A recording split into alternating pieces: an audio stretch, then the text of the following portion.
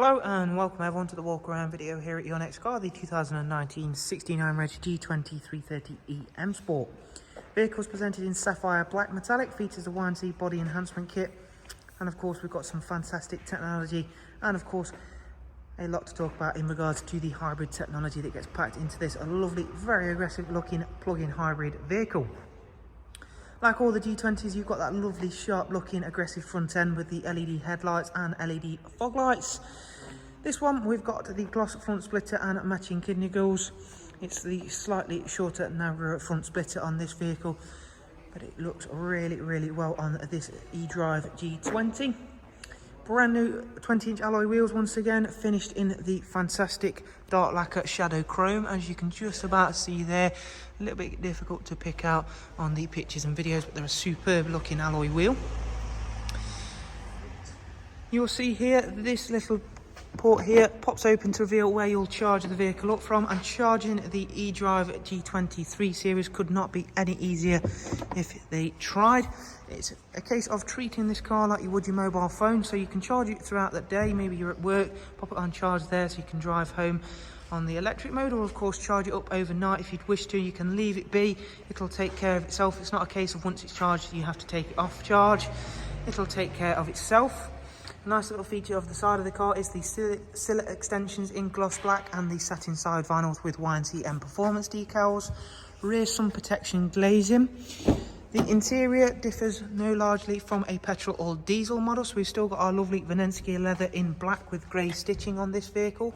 It does of course also benefit from heated front seats, the lovely ambient lighting, which can be changed if you don't like the blue. There are just a few extra buttons which we will of course touch upon once we take a seat inside. On a full charge, which this vehicle does have an electric range of around about 37 to 40 miles, which has changed quite largely from this car's predecessor. In the back there is a full 3-seat Isofix rear bench with a central folding armrest, and rear passengers have the luxury of the digital climate adjustment with automatic function. In terms of that electric charge, it will take around about 3 to 4 hours from a full flat battery. Now of course that will vary on where you are charging it and how you are charging it, because of course there are now the fast chargers you'll see popping up on service stations. Even supermarket car parks have them. You can even have them installed in the home depending on location. Boot space. Now again, you do have to bear in mind we have got electric batteries stored back here, but it is still a very impressive boot size and has once again been improved from this car's predecessor. You do also have split folding seats as standard. There is the supplied charging cable, which is a regular household 3-pin socket. So again, accessibility is nice and easy. Makes it nice and simple in terms of finding a place to plug this vehicle in should you want to. But of course, being in hybrid, it's not a case that when you've run out of electricity you're going to grind to a slow, embarrassing halt. You can rely on that lovely 2-litre turbocharged petrol engine that resides exactly where it's always been in the case of a BMW there up the front. Still got the lovely rear-wheel drive setup, so again it's very traditional in its ways of drivetrain setup. Inside we've got the lovely multi-function M Sport steering wheel, and again, if you've ever sat in a petrol or diesel model of this car, you'll be very familiar with it. The layout is exactly the same. There are a few tweaks for the eDrive model, as in the layout remains the same, but the design differs for the live cockpit. We've still got that lovely central map view, which again is customizable should you prefer something a little different. We have still got all of the mod cons like cruise control, speed limiter, and 8-speed sports automatic gearbox with paddles, voice and volume controls. You can of course use the AI M Sport Assistant, so again you don't need to rely on that button too largely. Over here is a touchscreen media and navigation screen, which again is fully customizable, so you can change the widget layout, you can add pages, take pages away. You can see for yourself in just a second how quick the sat-nav screen is, so you can pinch zoom. Once we've pinch zoomed a little bit, we can have more information in regards to, if we go around here, tap on this little icon, show list. That list there is a list of all compatible plug-in stations for this vehicle.